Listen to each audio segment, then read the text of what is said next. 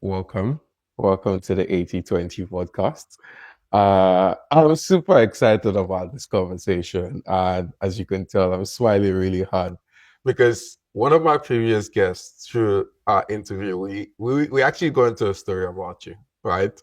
And I was speaking about on the subject of taking opportunities, right? And I did highlight how you were my first opportunity, or the company that you founded was my first opportunity in technology, whereby I did send you a LinkedIn DM and you were in New York and you sort of said, you know what, you're gonna hit me up when you're back, and you actually did. And that became my first foray in deep technology, where I worked in marketing and I also worked in technology. And it's exciting to have you here. I'm happy Esigie to be here.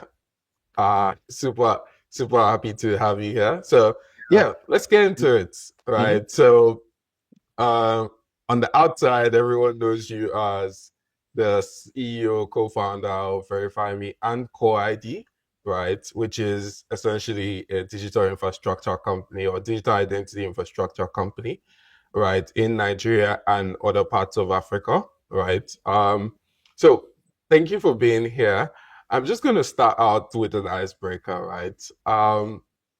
Let's really start with your roots, right? So introduce yourself, let's know who you are, but let's really start with your roots. What was growing up like? Just a bit about growing up, just tell us. Fantastic.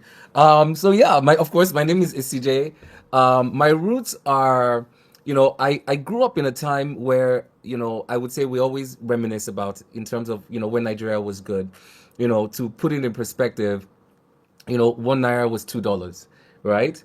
And we were buying things with, 1 kobo and 2 kobo. I grew up in a wonderful neighborhood called Ajao Estate, not the one near the airport. I always have to say that, but behind a place called Anthony Village, and it's a fantastic place and very inspirational. For many many reasons.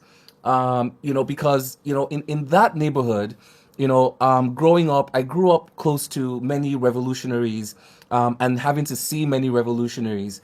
So, for example, my next door neighbor, growing up for since I was 2 years old, really, till I left the country as a teenager, was Ganifa Ahiming, who, as we know, has a very strong history in Nigeria, fighting for democracy and fighting for civil rights of Nigerians. And I grew up witnessing his interactions with the military government, including his arrest, where as a young kid we were playing outside, and they came and shot his security guard and all that story. Really true. And we were all kids outside, witnessing that. And subsequently, to witness people like Fela and Nicola Kwakuti come to the neighborhood, and looking back, our parents were about my age or younger now, having this conversation with Fela, who we know how great he is, about democracy and why you should be an activist and be involved, and calling them out about, in this neighborhood, you guys are civil servants and, the upper middle class, and you should be able to do something, and really talking to people. And I was the kid on the floor, or one of the kids on the floor that, was able to walk through security because everybody knew me. I grew up in the neighborhood, and sit in those living rooms. And I even remember, what, fella was wearing, in some of those instances, when he came, so very interesting times. And so many people, from that neighborhood, I think, we all went to school together, grew up together, for the most part. So it was a very, fantastic place where holidays were just magical. Everybody's, we had the Christmas carols and everybody's door was open, and all the, family children wars of, with fireworks and all. Of course, and then of course it led into, the military. So also growing up witnessing a little bit of that, happening, and how the interaction between military and democracy kind of led to some kind of devolution, I would say, in society. So, in a nutshell, that's the upbringing, before I, for the most part, left the country. And of course, I didn't add that I am a, I call myself a Corona baby as well. In that environment, Corona, it started at Corona Papa Nursery, and then went to Ikoyi, and then went to Corona Bagada and finished from there. And then Obviously a very Lagos boy as well, because I went to Ijaniki Federal Government College, Lagos, and then I went, and then and I did a stint in Unilag, before it was. I think I got in at like 17, before they chased. It was always closed, and they chased us out, and because there was some rift. But that's really the upbringing in a nutshell, for me in Nigeria. And then I left the country, for Yeah. 25 years, and then came back, came back after, for the most part. So one of the original Jackpot guys, I guess.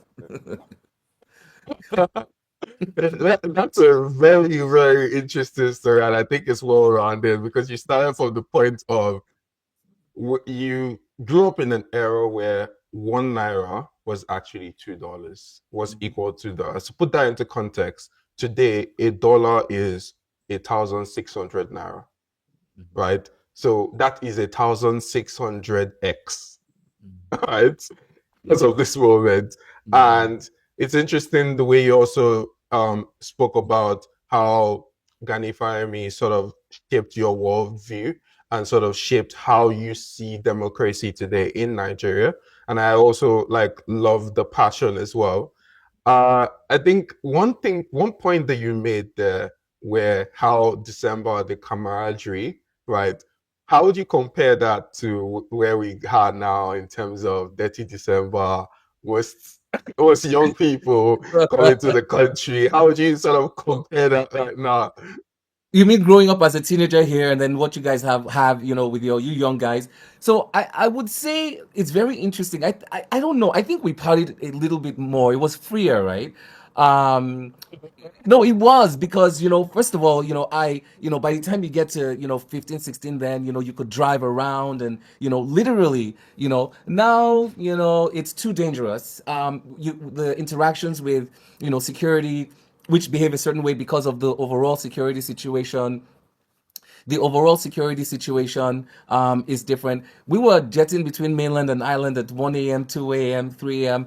And by the time University of Lagos, it was a 24/7 party, at the time. So not much has changed. It wasn't dirty December back then. It was dirty year, and with schools closed.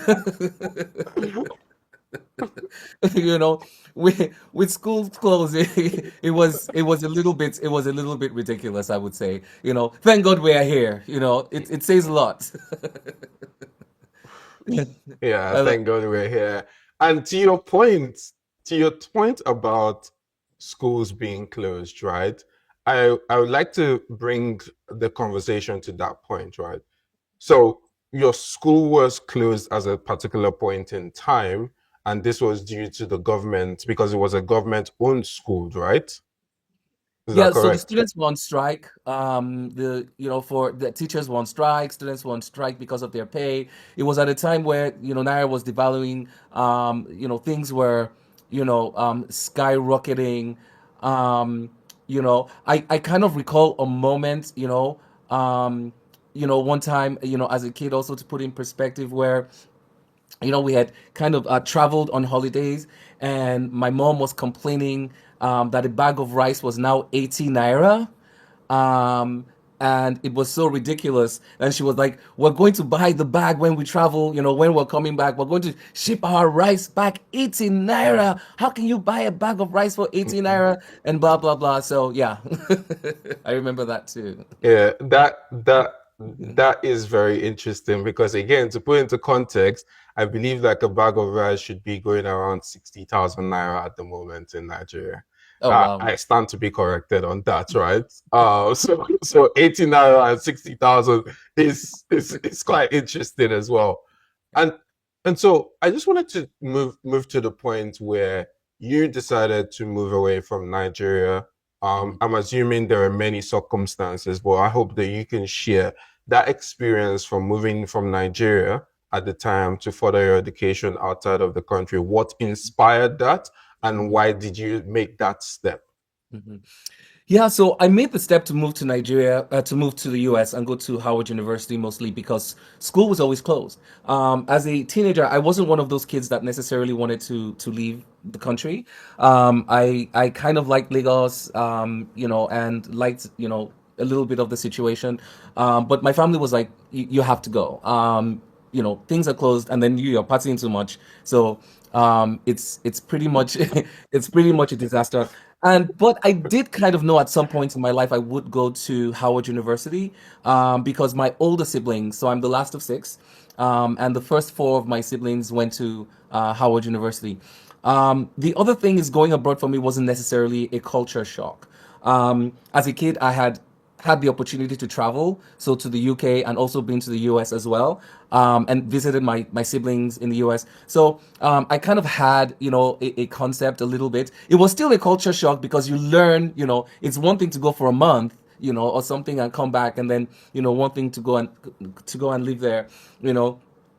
A big funny culture shock is, just going to America the first time, and going to order a McDonald's, and the person is like, "For where to go?"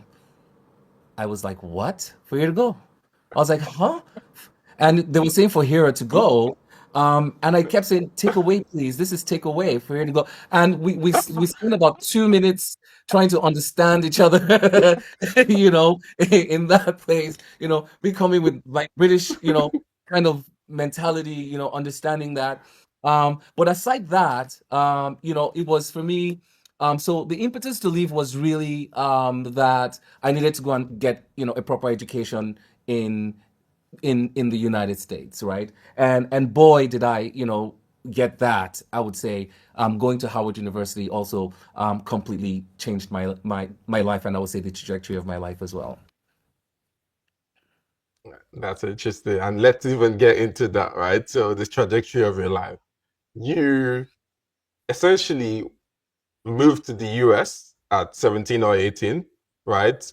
Hmm. Went through Howard University and basically started your life there, right? Hmm. You started I your did. youthful life in the United States. You worked for a period of time. Can you speak on that a little bit? And Hmm. then we'll sort of like segue into a bit more on what that culture, would I say is a culture shock? But then I would say like what that culture was like. Hmm.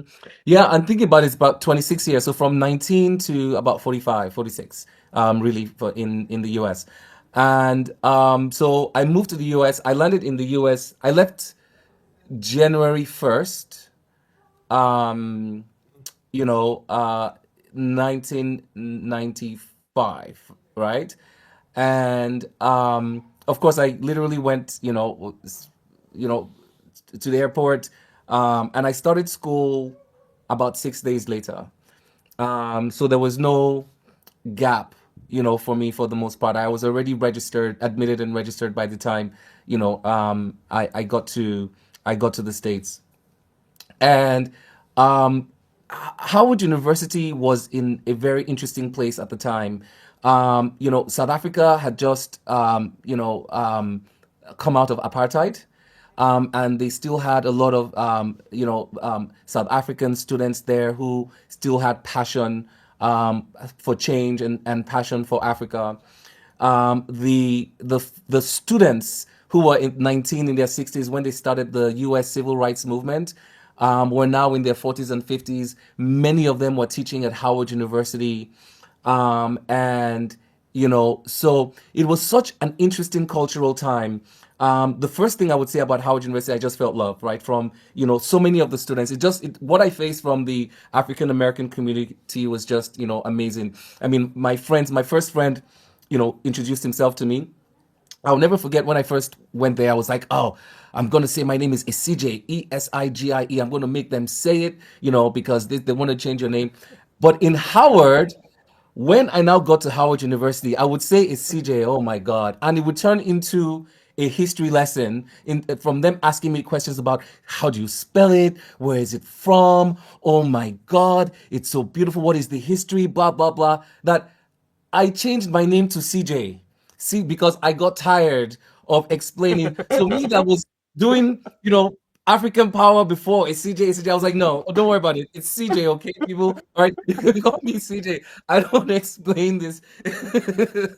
I don't explain it anymore. It's too much. So it was a very beautiful time, and there was a lot of discussion going on the campus about civil rights, and so I met quite a few, of these people. In fact, Stokely Carmichael, who is one of the leaders and founders of the Black Panther Party, ended up to be someone that I met many times, ended up knowing, and mentored us in some capacity, been to his house to that effect. So we were really taken in. And it's interesting because it seems like, I went from kind of knowing revolutionaries in Nigeria with the Ganifa Ohimis and the fellas and seeing them growing up to kind of meeting, revolutionaries in the US as well and being like dumped in their lap, So I'm like, what was all this about? And for me, interestingly enough, because, now I'm in the business world, and everything is connected. And I realized that in Nigeria, right, because of our ecosystem and because of how difficult things are, sometimes, and how scattered things can be, you literally almost have to be an activist as a business person, because when you're building your business, you kind of have to be an activist, building and making sure that your ecosystem survives and everybody, you socialize it and everybody, understands it and does the right thing for that ecosystem to survive. And that's kind of like been the translation for me from it. Is what have I taken from, from all of this? Of course, I was the African Students Union president at Howard University as well. So I was, it's kind of like my destiny. I was, yeah, right. um and so this is what I took from it in terms of business, and people think it's not connected, right? But it is. And that's why today a lot of people know that your number one ingredient for success is grit, right? Grit, passion, those things are powered by some form of activism, right? And they're the intangible things, though the intangible skill sets. So people like to focus on, does he know finance, engineering, and but the intangible things that glue it together of like courage, right, is a skill set. Consistency, grit, Yeah. passion. Yeah.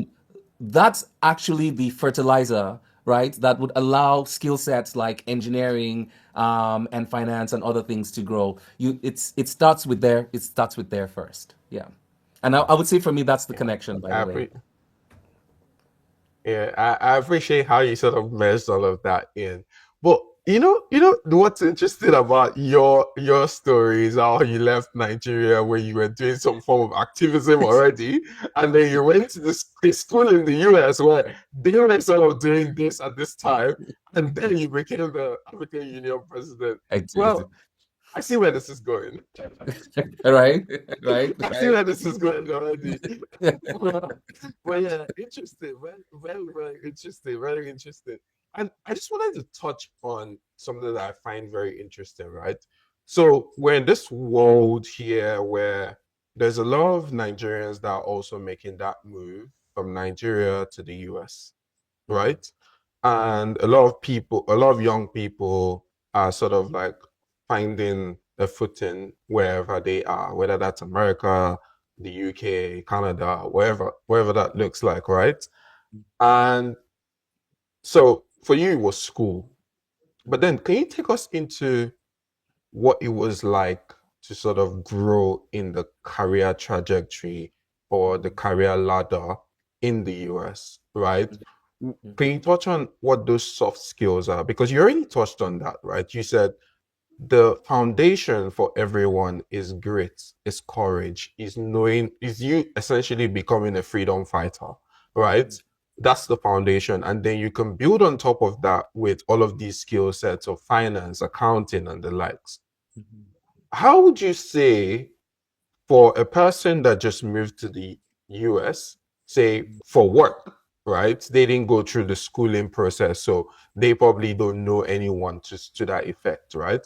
And mhm, so what are those core soft skills, right? mhm, And I mean, let's do it with hard skills because that's primarily what you learn in through school, right? What are those soft skills that sort of helped you sort of grow in the ladder within mhm, the mhm. ecosystem in America? Yeah, so and unlike many people, I do think that Nigerians have the opportunity to do very well and be very successful. Particularly, I would say in my generation, I saw many people, and many of us had great careers. It's different though, coming after school. So going when you're 19, and then going through college there. and you kind of have a very strong feel of the culture. Coming in young as a work person, the first thing is, of course, you can't tell people not to jackpot. It's a little bit of a problem for the country, but personally, people have to go and seek better lives for themselves. The first thing I always say to people is integration is okay, right?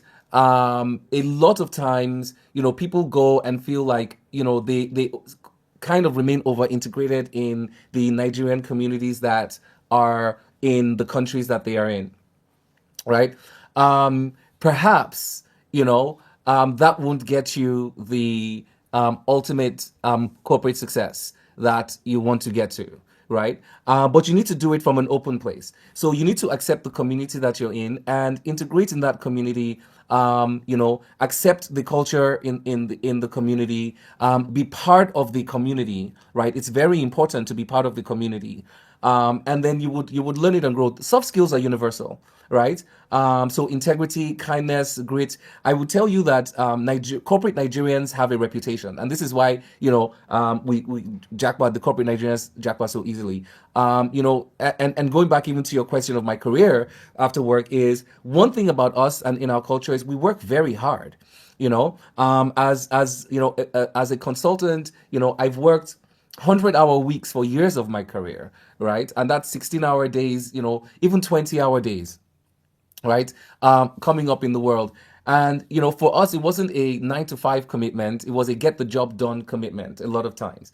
And people need to understand the careers that they're in, sometimes, if you go in a place, and this is not us really, you don't go and nickel and dime, your employer, oh, it's 5 o'clock, I'm leaving, but show commitment, to accomplishing whatever work product, and you know me, so so we understand that as well, and I think that's very important. Now, by the way, I feel like Americans are the hardest working people in the world amongst, in terms of, and from my experience there, Yeah. I met some of the best people. So, and I also worked at great companies. So, for example, the company that became ACI World, that everybody knows now, 15,000. It was called Online Resources at some point. I actually worked there when it was a 60-person company, a startup, by the way. So and then I worked there when it was an Yeah. 800-person company.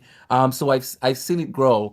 And I've seen a startup grow in a company like the US also. And so it was very interesting the way I took my career, because I didn't necessarily, even though it's, my degrees in engineering, I didn't work in a lab for the most part. It wasn't for me, right? I've always kind of been on the design side of things, for the most part, or on the idea side of things and design side of things, and then you give it to whoever. I did work in signals, by the way, for the most part, which was my first Mm. job. Um, but it was really just working hard and going from opportunity to opportunity. And I worked in Signals before I worked actually at Online Resources, which became ACI World, and worked there for a very long time. And at some point, I was looking at my career and I decided that I wanted to be. This is in the 2000s. A kind of like a senior and an advanced project manager. So I went and I did my certificate and studied enterprise architecture, as well. And I worked in a company called Mantech, which is one of the largest engineering companies in the world, doing a lot of US projects and service delivery, I would say. And I started there, going from all the other companies as a manager, as a senior manager, and then became a portfolio manager, and grew and learned a lot in that company. And for me, what happened, I learned the most that it takes a lot of commitment. You get to a certain point when you get it, right? I always advise people to work a little bit when they go to school in the US, or even if they go to US. And before you come back, if you're planning to come back, get promoted a couple of times, right? The US has a fantastic promotion system Yeah. that if you get promoted in certain companies, I'm telling you, they've given you good criticism, and you're getting certain things right, right? And you're beginning to show some of those soft skills that are going to make you an entrepreneur, which, by the way, translates into being an entrepreneur, right? If you decide to at some point, or if you want to continue in the corporate space. So It was a shift though, because Howard University is an HBCU, so it's majority black for me. So I didn't experience the I don't want to say racism or prejudice because I had a great personal experience in America, but I didn't feel the kind of what people talk about in America, in terms of the difficulty that minorities face for the most part, right? Until after Howard University, so it was kind of like a shifting gears for me, right? And but you learn, and but an interesting thing is that my experience in Nigeria kind of allowed me to rationalize, I think, some of what people were experiencing, minorities were experiencing in Nigeria. And this is by the way, it's kind of like a small dichotomy between Nigerians and I would say African Americans. We can rationalize a little bit more, but I understand the other side because because we have something to rationalize, right? Exactly. Yeah. But it's exactly. But when it's yours and you've been there, it's not. It's more annoying. So yeah, but allowed me to rationalize and Yeah. build and grow. But I always knew at some point that I would come back to Nigeria. One thing folks don't know about me also is that, both my parents were civil servants. My dad was a civil servant and an engineer, and he also has a very inspirational story. He was the chief engineer for Echo Bridge. He was the chief engineer for Abuja as well. Oh, City of Nigeria. Yeah, the master plan, the first one, by the way. So I see it, as part of all of us who many of us have been here for a long time. It's kind of like a responsibility, right, to come and contribute and build your country, as well. So yeah, so that's kind of that in a nutshell. yeah, I like that you sort of went into the different aspects of your view and you touched on, oh, when you were in Howard, you did experience a lot of things, but then when you came out, you started to see things, how you sort of grow in the different companies that you have. But I would love for you to double down on something, and this is from a personal experience, right? So I moved to London a few years ago, and London has been home for me for quite some time. I have sort of grown in my career in London as well. And I noticed that at some point in my career, I was meant to go for VP, right? And it became sort of like a hustle to grow from where I was. Now, at that point, I started to look at things from two views. One, it's either that role isn't available or it's either I'm not qualified for that role, right? And I'm like, okay. So I had a conversation with my manager, and it turns out that it was more so how we communicate or how I communicate. Now, I would say like I speak proper English. However, what he was essentially trying to communicate was he would have expected a lot more a lot more conversations with my colleagues that are already at VP level, right? And not more so the core skills, because the core skills I already had. And that's why I translated into the head of role, right? So to grow from that level to the next level, he thought communication could be more, right? He thought I could grow in terms of my communication, I could grow in terms of other things, but he sort of ruled out communication as one of them. And I wanted to sort of highlight that, right?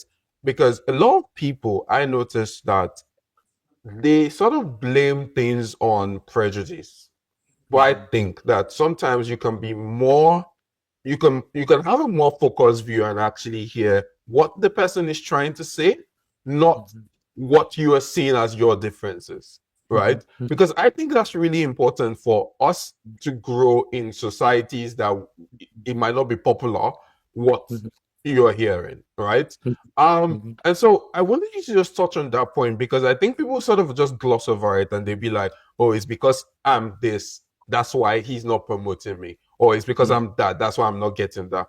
Sometimes it's more so like your soft skills and how other people perceive you, not Mhm, because you cannot do the job, but mhm, because they want to know you better. They want to mhm, feel your impact better. They want to know you beyond the work that you do. And I think mhm, that's what sort of like takes it up a notch in the mhm. Western world. Would you agree with me?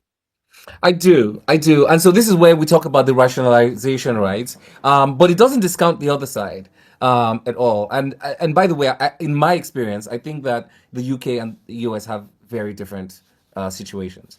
I think that the US is actually, if you work hard in the US, you will be successful ultimately. It doesn't mean that there are no challenges, but you are right that a lot of times also and people say this, your attitude determines your altitude, right?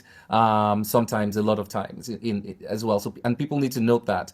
And what you say about communication is very key, because it's not just, oh, I talk well for the business, right? But how are you social, right, within the ranks of people that you're trying to be among?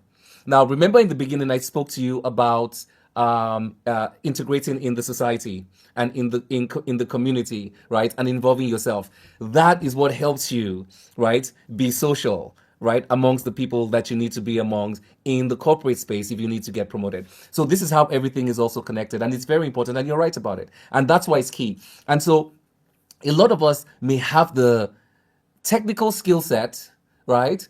But and we may have been in the country for 10, 15 years, but we don't necessarily have the cultural skill set, right? To be in certain groups, and it's sometimes evident in the communication at the same time. So I think that we always need to be open Yeah. to the criticism, right? If that is the case, but also be open to the fact that there could be glass ceiling situations going on as well. But yeah, but both occurrences are, I think, are valid. Yes, Yeah. yeah, for sure. Hmm. Yeah. And I think that it's also very mindful to sort of look at it as it it can be both, and it can also just be you just looking at the things that you can control, right? Which sort of brings me to sort of like the next field in terms of what we would like to learn from you, right? So you have grown in your career. You became an enterprise architect from project management, and you decided one day, oh, it was a brilliant idea to go to Nigeria to build this company. And then you did not only do that, you also said, well, my guy from Corona, let's build this company together. Why? Like, why did you do that? Like, seriously, I would love to know the inside, the ins and out of this story, because a lot of people I know look for co-founders, right? But you picked your co-founder from primary school, right? You Oh, didn't even know opposite. He what he picked. was He doing in actually his picked. life He or actually. anything. He But actually picked me. focus, trader. He actually picked me. Okay, But so yes, let's hear it then. yes, and so interestingly enough, so people, it's not an overnight story, and nothing ever is, right?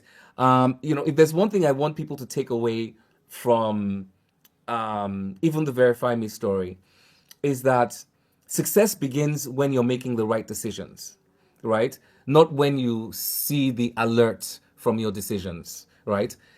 There will be times where you're making the right decisions and you're not seeing the benefits yet, right? And that's okay. Focus on the best you can do every day. Now, this story about coming back to Nigeria. The truth is, at a time in my life, I was a portfolio manager, and I was working 100-hour weeks. A lot of times when people in this your generation complain, I'm just like, these guys don't know, right? I've done it all. I've gone to work I've gone to work at midnight every Wednesday for a 2-year, 3-year period, because that's when we will take the ATM network down. And sometimes I won't come home for 24 hours, right? If because we're pushing code, for banks, and if there are issues, nobody's going home. And I've traveled on a plane at 5 a.m. every day because the customer was so angry, and we needed to resolve something. And you're literally taking a red eye. They didn't want to pay any hotel, you know. And in 2016, I remember I had my first daughter, my firstborn. And 15 minutes after, and just because of how things were set up, I was on my laptop approving stuff in the maternity room, right? And because it had to get done. And I just remember thinking that, you know, I needed a little bit of a change, right? It had been, it was a great career.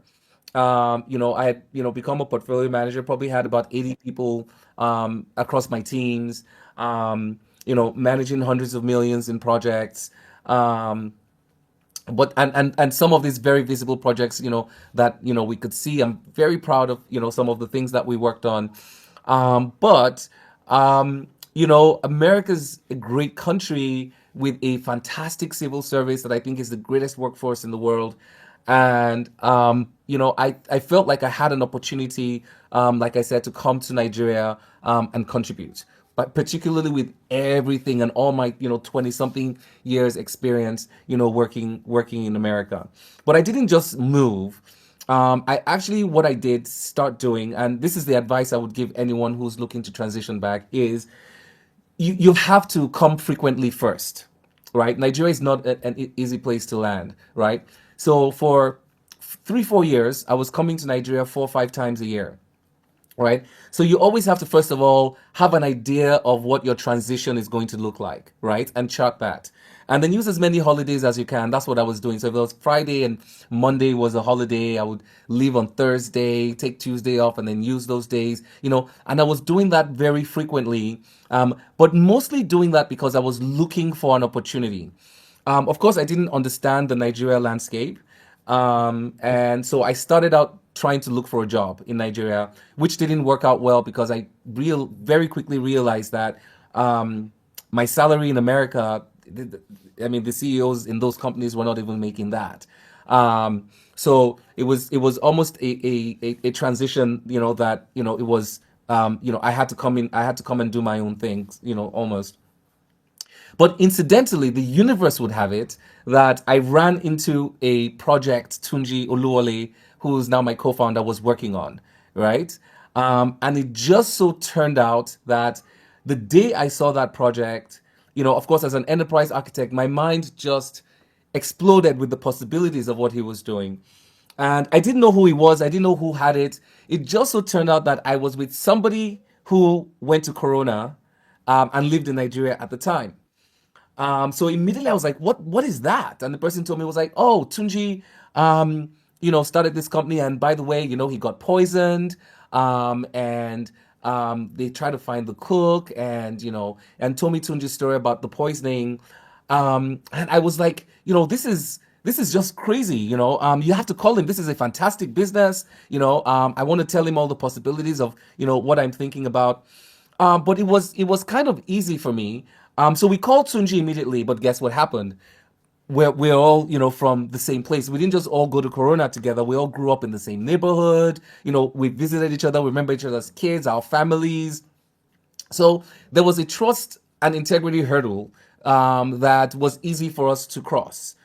I would say, which is something that you need to establish, right? Because having a co-founder or partner in the business, it is like a marriage, a little bit, right? And there's certain rules and principles, and you need to make sure, for the most part, that you have the same integrity framework, right? It's very important, and you need to think about that because those are the things that tear at the seams of any relationship. So we called Tunji, and it's interestingly enough, the last time I saw Tunji was in primary school, right? Um, Literally, the last time I saw him was in primary school. So I call him, and so we're thinking like this is like freaking, 30 something years later. I call him, and where is he? He is in primary school, in the school, the last place I saw him, pitching to the school about our, the VerifyMe platform for workers, right? Which we always thought was just so incidental and human, from a universal perspective, So he came over. I was on my way to the US at the time that day.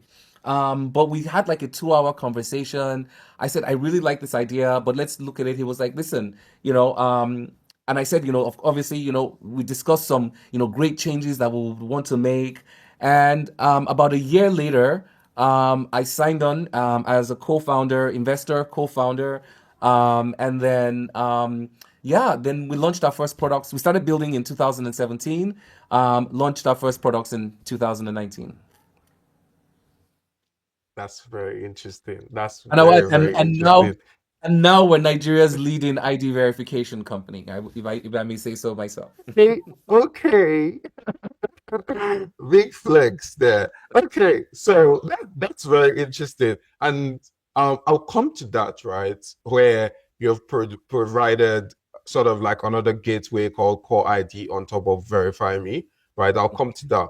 But I just wanted to sort of touch on sort of like relationships, right? Having a shared history, right? So you had a shared history with Tunji. The last time you probably saw him before that very day in 2017 or 2016 was sort of like in primary school, right? Well, I sort of had I sort of like did my research as well, and I find out that some people on your cap table as well people that you went to school with as well, right? So you came in as an investor on this project. Some people on your cap table as well, you are sort of people you knew from school. So Yes. for someone that lives in the UK, the US right now, is probably contemplating they're in the same moment you were. They just had their first kid and they're just like, well, I'm not doing this. I'm gonna start something new. Like where do they start from? Because like this is sort of like shared history, and you are just coming together and sort of putting all of this together. So tell me a bit about how that came about. Hmm. Yeah, no, so after we decided, to build the company, it worked, right? Because, I think so first of all, the position you put yourself is and how you portray yourself is very important, right? Because that's how people are going to perceive you. People always say your brand is what people say about you when you're not around, right? For the most part, and the way you get good things for the most part is acting with integrity. So I think we both have had a history of that. So there was no issue, with us, working together and building a business and making decisions. The other thing is a mutual respect and maturity. So both of us have, Tunji owned businesses. I had, a corporate career. Tunji owned business in the States, and he was there for decades as well. So there was no need for any clash, right? The truth is, I completely respect and adore his personality. I know I can never be him, right? And I know that he adores my personality. He doesn't want to be me, right? So and so that's what works for us, and so in terms of me being the CEO and him being the chairman of the board, it works because there's a 100% complete mutual respect. It doesn't mean we don't disagree, right? But for the most part, I know when it's his decision, and he knows when it's my decision. And we kind of have this thing where even if it's my decision, and he doesn't agree, oh, it's going to be a very difficult decision for me to make, and we treat each other that way as well because I trust his wisdom as well and his intelligence. So I'm like, oh, if he doesn't see it, what am I missing? And so we treat each other that way. Um, in terms of relationships, also, the folks at my cap table, for the most part, I would tell you, is actually a Howard University story, right? My first investor, Ah, yeah, right? My first investor, from Consonance Biology, his wife actually was my classmate at Howard University. Um, and then Titi, who she is, Odunfa, and then Titi later on also invested in Verify Me. So that's from Howard University. And then we had a big institutional investor come in as well from Tangerine. And the chief investment officer that oversaw that deal also went to Howard University as well. So it's a very influential and powerful school to go to. I would say, and I would say there's a lot of Howard success everywhere, but definitely, served us well from all through, and even from a business development perspective. One of the reasons Tunji and I, also have been so formidable is that, there's a sales and execution part. It's not just about your idea, right?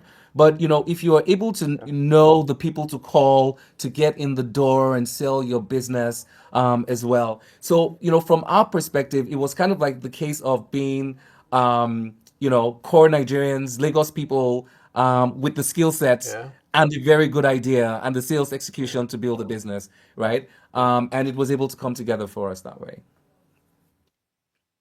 Yeah. That is very, it just shows how everything actually comes full circle, right? And I love the point that you sort of made. It's like an orbit, right?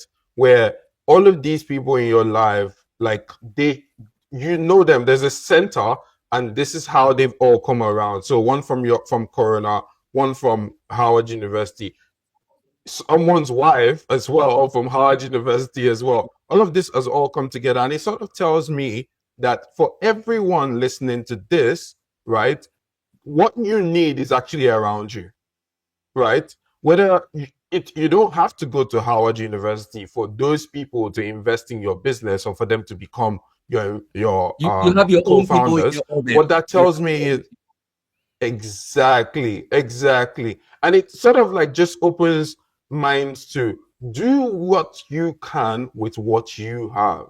Because once you're able to do what you can with what you have, and this brings me to the Verify Me story, the success that you're seeing now. Because now I would imagine that most of what you have been able to do now doesn't come from just those 4 or 5 people that started all of this. It is now translated into some level of success that now has gone beyond these people. So like uh yeah, let's get into it, right? So I know because I worked at VerifyMe, by the way. I worked at VerifyMe as an intern, and then I went as an analyst, and then I was a product manager all within 14 months. Yes. All of these 3 roles were no, I didn't add the fact that I was your executive assistant. You were my. We Yes. were So we I were was your moving. We were executive moving fast. assistant. We were moving fast and breaking things. Yeah, we did very good things, and I have to thank you again because like you gave me an opportunity to actually flex my wings in order for me to actually start, and we have to give credit to you for that. I don't think I will be My pleasure. standing here in order to do this interview to be able to scale to where I am now. The things I will do further from here, it's from that foundation, that opportunity that you gave me. So thank you. Thank you My again. pleasure, man. You Right. deserve it. So let's talk about, thank you very much. Thank you. Right. So let's talk about Verify Me. So Verify Me is about identities. It's about building trust or building the infrastructure of trust in Nigeria and other parts of Africa, right? How did you know it was the right time? I know you've spoken about a bit about the platform that Tunji was building, and that platform was to solve a problem that he had or he had encountered. How did you know it was time to build Verify Me and Core ID? Mhm. So, everything is connected as well. So, the first thing about business is, you have to trust your gut, and everything has rules and frameworks, right, that you need to apply. So, the first thing for me, when I started looking at it was that everybody was talking about micro lending, right? And coming from my engineering Mm. perspective, it was so interesting because everybody was lending and they wanted to give, 10,000 naira, 10,000 times a day, and they wanted to give millions and millions of loans to people. By the time we hit the ground in 2018 and 19, but there were no identities to lend to, right? Yeah. And I always saw that as a big problem, right? And it was almost like, for the most part, um, the ecosystem, was just taking shelved ideas that folks were narratives, right? And not necessarily looking at the local narrative that was needed, right, for that kind of success. So what happened was, and by the way, this is why we're doing, 8 to 11 million, transactions. Actually, I think last month it's actually 12 million now, transactions a month. Is that, we realized that everybody was going into lending, nobody was going into identities, right? And I was like, Mm. but who are these people going to lend to? This is the first opportunity, right? And what we realized from building was that there was now a high cost of transactions as a result of low trust, right? So one of the things we were able to do, for example, if you look at the address verification product, particularly before the devaluation we had, it went from 3,000 naira to 600 naira because we were able to democratize who was able to do an address verification using, what we call the kind of like a ride hailing model framework, right? In terms of a verified person in proximity being able to do it and using innovations like that, not just Yeah. technology innovations, but process innovations, right? To improve things. So that's kind of what we were looking at, right? So, to really answer your question is, how I knew it was time. The how I knew it was time is that everybody wanted to lend to somebody, but nobody knew who they wanted to lend to. So I was like, all right, I'll tell them. We can tell them who they want to lend to. So we ended up being one of the first people to go to NIMSI. In fact, my first pitch was to NIMSI in 2017 or 18. I hadn't moved back. I had moved back, just come back at the time, right? But we first of all faced NIMSI about APIs, right? And how we can help, and giving design, frameworks and all. And yeah, and so we were actually one of the first licensed startups as well because of that. And so we really hit the ground running. The reason why we have so many people connected to us, we have about 1,000 fintechs relying on our infrastructure, right? And then so when I say our numbers, we're doing 400,000, checks. So it was really about, building a trust infrastructure. But what does trust infrastructure mean for us? Because obviously we love going from opportunity to opportunity, right? So trust infrastructure for us is being able to give as much customer data, right, to your customers at the point of onboarding. So it starts with identity, but it doesn't end with identity, right? So this is why VerifyMe, for example, when identity, but giving fraud products, giving data insights, using KYC onboarding tech to help solve problems for our customers in terms of onboarding problems, giving them technology for remote banking, facial recognition and OTP solutions. All of that comes together under the KYC umbrella, so that you can help your customers grow. So what we knew is that they needed a pipeline of customers, right? And nobody was focusing on giving them that pipeline, of customers, right, that they could provide services to. So that was the insight we had. The second insight we had is that I think people wanted to scatter us. When we landed, it was like, and yes, this identity thing, you have to go all over Africa, and this is, I think, one of the biggest decisions we make. Yes, you have to be in Ghana, you have to be in South Africa, you have to be. And I remember saying this to one of my key investors is that, there's something called Gall's Law, right? That says a complex system is built out of simple systems that work. I'm sure you've heard me say this before, right? You can not start out Yeah. building a complex system. And when you look at Africa and identity, the regulations in each country are different, the technology in each country are different, the standards in each country are different, the politics in each country are different, and you want to build it and concatenate that at the same time, it's impossible. And our focus the first few years on making sure that we went deep instead of going wide, right? And focusing on our country, right? Really also helped us become a market leader as well. So it's those gut things, gut instinct, and execution strategy. Those are the things that you really need to hold on to. Yeah. That is very, very, very interesting.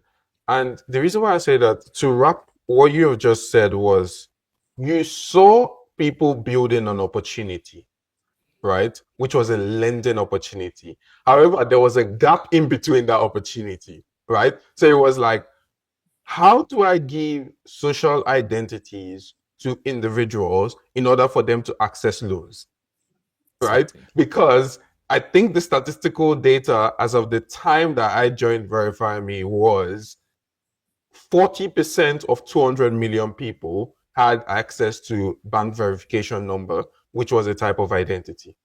right? A verified type of identity like a 442 that is your biometrics, right? And so if 40% of people have access to this, that means we're talking about over 100 million people that do not have access to core services like bank accounts, like lending, like access to even the mortgage services, access to do we even know who you are, right? You couldn't even say, you know what, you want to get in business or take a loan or take simple things, simple access to simple things of life.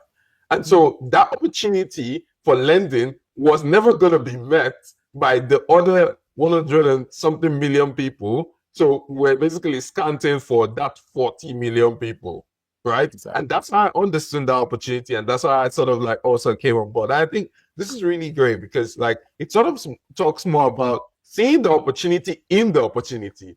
It's like Exactly, right. everyone's talking about this. Well, what's the process to get in there? Right. Yeah. Right. And So it applies I to people today now with AI, right? You when you yeah. look at what's emerging with AI, right? How can you use it, right? Right? Or what are people not seeing that you are seeing, right? And this is where people always apply their unique perspectives to things and then trust their guts, with their knowledge to accomplish things. Yeah. Yeah. Yeah, I think that is also interesting because that's where we are at right now in the society, right? That's Hmm. where, as a people in Africa, Europe, America, everyone is experiencing that level of we need to level up, we need to understand this. But then I don't think people have really gained in to see the opportunity. And one of the opportunities that I can say here is how it levels the playing field. And I'm sure you can sort of speak about this as well. It levels the playing field in terms of the information that you have now have access to and the speed of learning. If I needed a new skill today, I can go on a, a an AI platform and ask this AI platform that I want to study and learn, and I'll be able to grab that core skill in 2 weeks, right? Hmm. And I think that most people are not sort of like honing into that. They're not sort of Hmm. seeing that opportunity. They're not seeing the gap. And I think sometimes it might also be a situation of how people, what lens are people using to see, right? Hmm. And I think like that's one of the core strengths of this podcast, whereby we sort of try to make people to see what's within and how they Hmm. can sort of drive from within to where they need to become, right? Exactly. Which sort of like take go ahead. No, no, I'll say it exactly, exactly. Yeah. So which sort of like takes me to my next question. Yeah. Which sort of takes me to my next question, right? So you've built this trust ecosystem, right? That we clearly lack in Nigeria. What does that legacy long term now look for you or look to you? What does it look like? We're, growing quickly. We're about a 90-person company now or so. And our revenues are doing quite well. I'm proud to say that we're actually a profitable, company. Not many startups can say that in Nigeria. But we're a long way from, where our end goal. And I wouldn't say end goal, but what we say is, um, our vision. And we obviously want to be at least a main supplier of customer data to industry in West Africa, and a main supplier of analytics. Of course, using AI to give better insights into customers so they can get better services, more valuable services.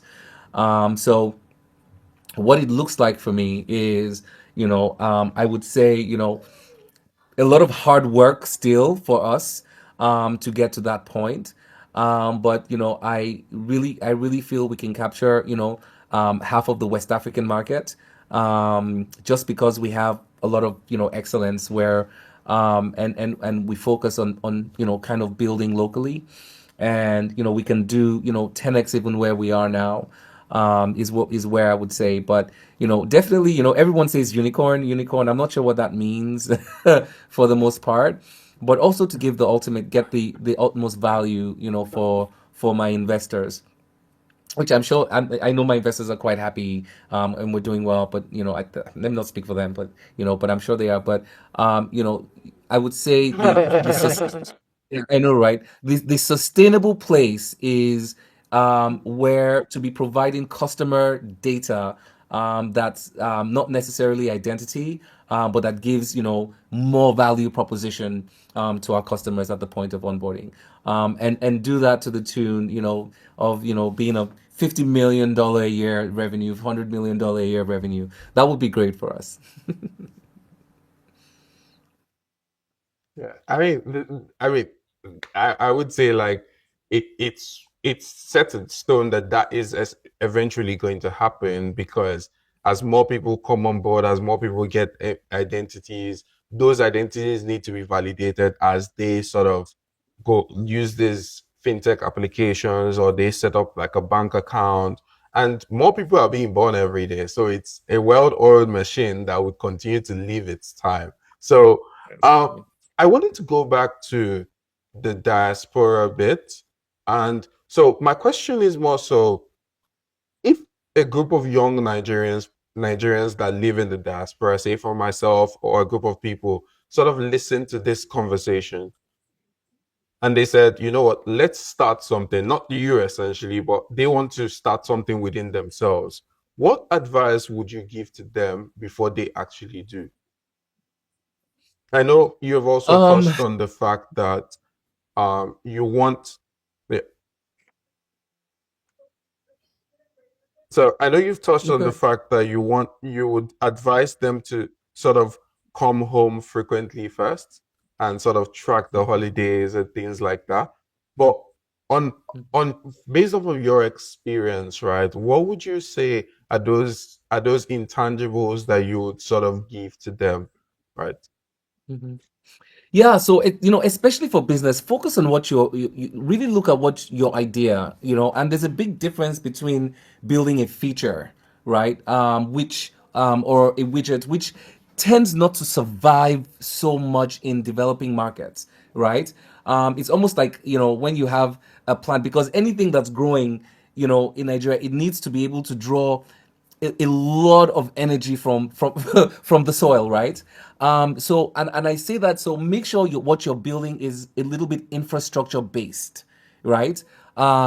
So you tie it to the Yes. solution, right? Let it be much bigger than, oh, this is a nice, cool, because a lot of times, right, you may have a good idea, right? That's not necessarily, and it may be solving a problem in other places. It may not be solving a problem in Nigeria, right? And sometimes, people don't focus on that. So I would say take an organic process, and don't rush things, by the way, because not everybody's supposed to come back. So you come back at the time that's right for you, right? So for example, I came back probably 10 years later than Yeah. my mates. They left, in the 2008, 2010. I was there till 2018, as well. So, but you come back at an organic time and you plan it, right? Now, when you have your business idea, you know, you do this, right? Always have a great circle, right? Because you can't do anything alone, but you have to be very good at picking Yeah. people around you, right? So that's the first thing I would say. You really have to know how to pick people around you.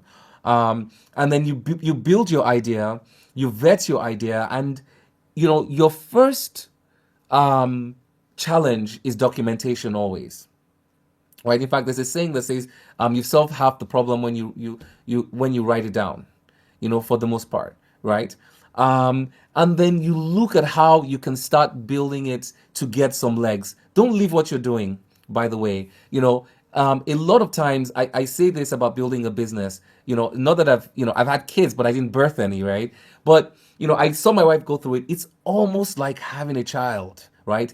It takes everything you have and more. It's almost like, and there's a law that says that, parts of, things normally become more than the sum of their parts, right? And it's almost like you're building something, right? That's kind of going to start moving, beyond you. There was a time where if I didn't show up, things would be a disaster in Verify Me. If I don't show up in Verify Me now in a few days or a week, it's not going to be a disaster. The company is moving, things are occurring, things are happening, but it took everything, right? And I worked, I would say, two jobs because I didn't leave my job in the US while we were building the first version of Verify Me. We started in 17. I still worked for a full year. And I was waking up at 2 a.m. every day in the US and to wake up the Nigeria team at 6 in the morning, right? And they were like literally, right? And this is a job I'm Oh, working wow. 12 hours, 16 hours, for the most part. But that's what it takes, right? If you really want to do something, right? And there are laws in the universe that really support this. I always tell people, right? Grit, courage, and consistency are generally always rewarded, right? As long as you're doing it from a place of passion and integrity, the universe is going to conspire, for that goal for you, right, as well. And this is my advice to the younger people. And I see it in Verify Me and in so many other companies that have been successful. So what I would say is plan it organically. Make sure you have a good tribe. Have a tribe. You need a tribe, right? And that's why I say when you have people around you, that's what I mean by tribe, right? That you trust, that have integrity, right? Um, Remove negativity, by the way, but keep constructive criticism close.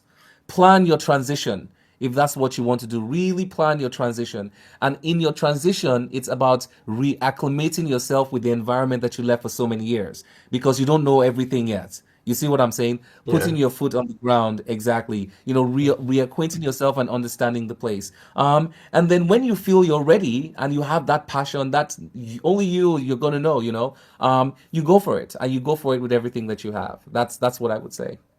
You know. Yeah. This this is amazing, and I could keep going on and on.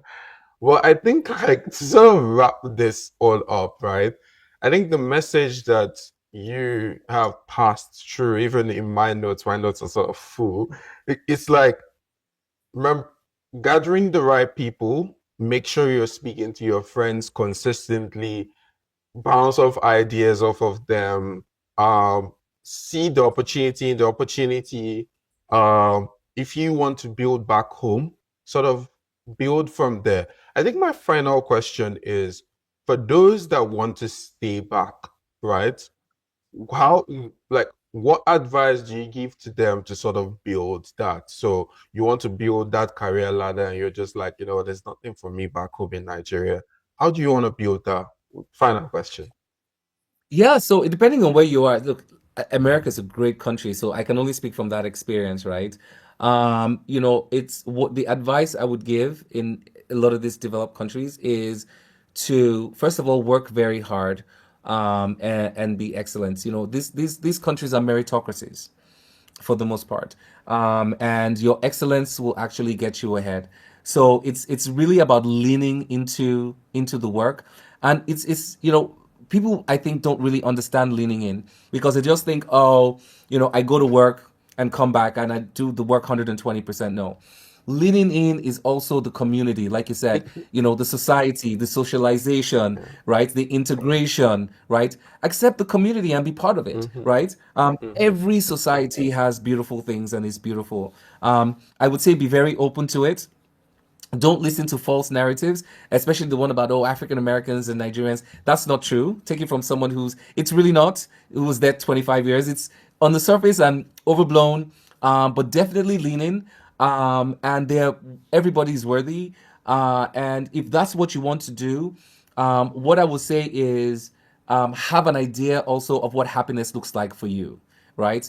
At the end state, Yeah. right? So have an idea of what that looks like for you as well, right? And then work towards that. And I think for everybody, once you have an idea of what happiness looks like for you, it solves a lot of kind of, I would say, dissatisfaction problems, particularly in later years with people. Yeah. This this was an amazing conversation because I like how you ended it with happiness. What does that look for you? So if happiness is you building an entity that would serve more than you are here, fine, go ahead and build it. But remember, there's a lot of work that would need to be done to get there.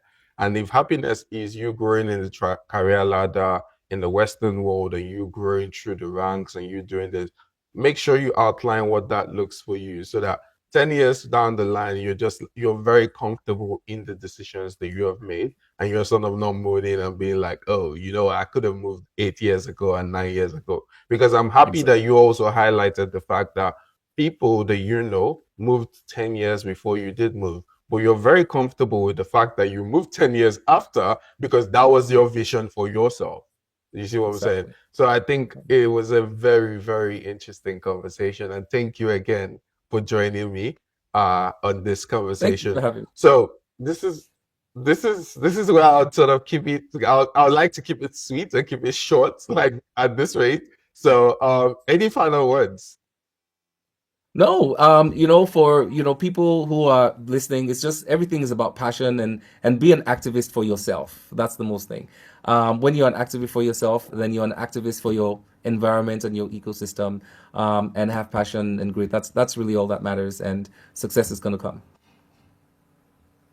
Thank you. Thank you. Thank you very much. So I'm just gonna wrap this up quickly by just saying I think two things that I learned from your story is building with those around you and building with what's around you. What's around you in your sense was Howard University, right? And those around you came from all of these places, Howard University, Corona, and all of that. And you leaned into that competitive advantage. So for everyone watching, you might not have gone to any one of these schools, but lean into those people around you. That's really with the foundation of everything. It, right now, Esigie has been able to do a lot more, and that's because he started from where he was and he was able to lean into those advantages, and that took him to where he is. So, thank you very much. This is the end of our conversation for today. I hope to have you once again on this show. Thank you very much. Well done.